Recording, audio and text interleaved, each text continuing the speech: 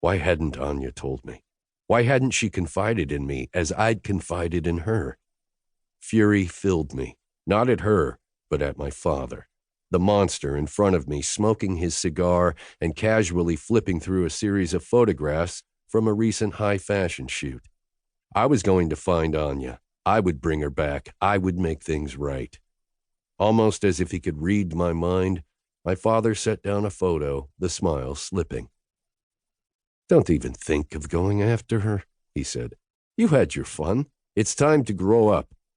I didn't say anything, just returned his gaze, my jaw tightening in order to keep myself from saying things I couldn't take back.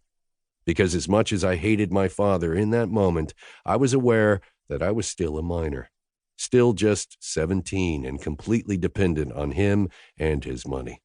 Money I would need access to if I was ever going to get Anya back. "If you want any part of this business, boy, you need to get in line with what's best for the family, or I'll make sure you never get a cent of KZM's profits. Is that clear?" I was trapped, like a caged animal. I only shrugged, not wanting to assent. He went on. "You want to be a partner? Take charge someday when I retire?"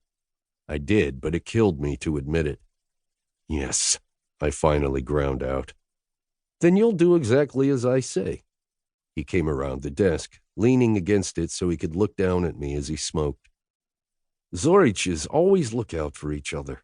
You understand?" All I could do was nod. One tight, short nod. "Good. I'll hear no more of this," he said. With a wave of his hand, he dismissed me.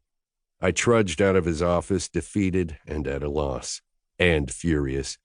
My father had won this battle, but what he didn't realize was that the war had just begun.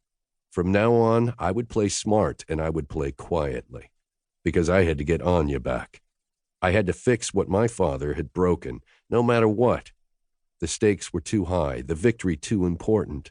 There was no other option. I was going to destroy him. Tearing my eyes away from Stefan's cold glare, my hand scrabbled for the doorknob behind me.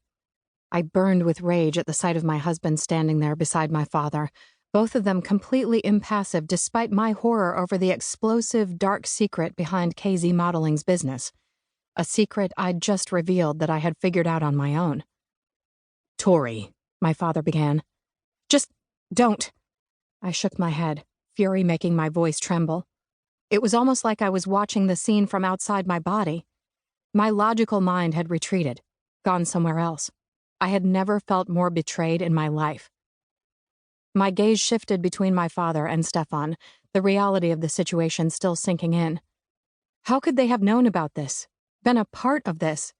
And God, all those women, scores of women, degraded and discarded by powerful, careless men who used them for their own gain. I was disgusted with the men standing before me, but I was also disgusted with myself, for trusting them, for trusting Stefan, for falling in love with him. I felt sick. "You're not my father anymore," I choked out. My father shook his head at me gently, his expression disapproving, as if I was merely a child throwing a temper tantrum, instead of a grown woman whose father had married her off to a family that used its employees as sexual playthings to be bought and sold. "I'm going to the authorities," I said, finally regaining some control, my voice like ice. They exchanged a glance. "I'm afraid that won't go well for you," my father said. "And you have zero evidence." That stopped me cold. He was right. It would be my word against his, against Stefan's, against the entire Zorich Empire. I knew what I had seen with my own eyes, what I had heard from Constantine's mouth. But would any of the models agree to back up my story and tell the truth?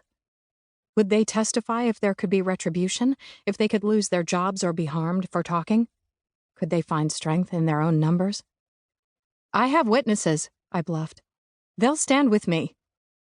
"It won't work, Tori," my father said, his voice like steel.